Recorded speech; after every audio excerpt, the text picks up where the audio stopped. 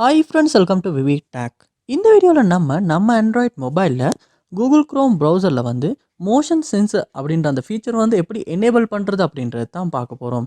Sometimes நம்ம மொபைலே Google Chrome ப்ரௌசரில் அந்த ஆப்ஷன் டிசபிள் இருந்துச்சுன்னா நம்மளால் ஏதாவது வெப்சைட் யூஸ் பண்ணுறப்ப அந்த ஃபீச்சரை அந்த வெப்சைட்டை யூஸ் பண்ண முடியாது. சம்டைம்ஸ் ஒர்க்கும் ஆகாது.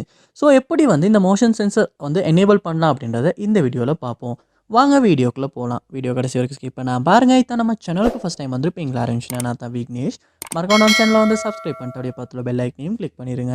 நீங்கள் கொடுக்குற ஒவ்வொரு லைக்கும் சப்ஸ்கிரைபும் தான் எனக்கு நெக்ஸ்ட் வீடியோ பண்ணுறதுக்கான மோட்டிவேட்டாக இருக்கும். ஸோ இந்த மோஷன் சென்சர் நீங்கள் எனேபிள் பண்ணணுன்னா ஃபர்ஸ்ட் ஸ்டெப்பாக நீங்கள் உங்கள் மொபைலில் கூகுள் க்ரோம் ப்ரௌசரை ஓப்பன் பண்ணிடுங்க. ஓப்பன் பண்ணிவிட்டு இந்த கோனரில் பார்த்தீங்கன்னாச்சுன்னா 3 டாட்ஸ் இருக்கும். அதை கிளிக் பண்ணிடுங்க. கிளிக் பண்ணிவிட்டு இதில் செட்டிங்ஸ் அப்படின்ற ஆப்ஷன் இருக்கும். அதை கிளிக் பண்ணி செட்டிங்ஸ் உள்ள போயிருங்க. செட்டிங்ஸ் ஓப்பன் பண்ணதுக்கு அப்புறமா இதில் அட்வான்ஸ்ட் அப்படின்றதுக்கு கீழே பார்ப்பீங்களாச்சுன்னா சைட் செட்டிங்ஸ் அப்படின்ற ஒரு ஆப்ஷன் ஒன்று இருக்கும். அதை கிளிக் பண்ணிடுங்க.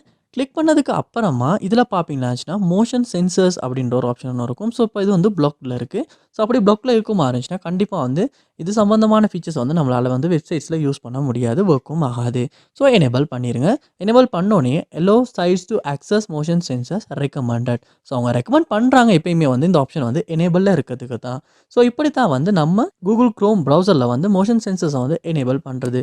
இந்த வீடியோ உங்களுக்கு ரொம்ப யூஸ்ஃபுல்லாக இருந்துச்சா இல்லையா அப்படின்றத கமெண்ட் பாக்ஸில் கமெண்ட் பண்ணுங்கள். இது போல் நிறைய வீடியோ பார்க்கணுன்னா கண்டிப்பாக நம்ம சேனலை சப்ஸ்கிரைப் பண்ணுங்கள். அப்படியே பார்த்துட்டு பெல் ஐக்கனையும் கிளிக் பண்ணிடுங்க. தேங்க்யூ.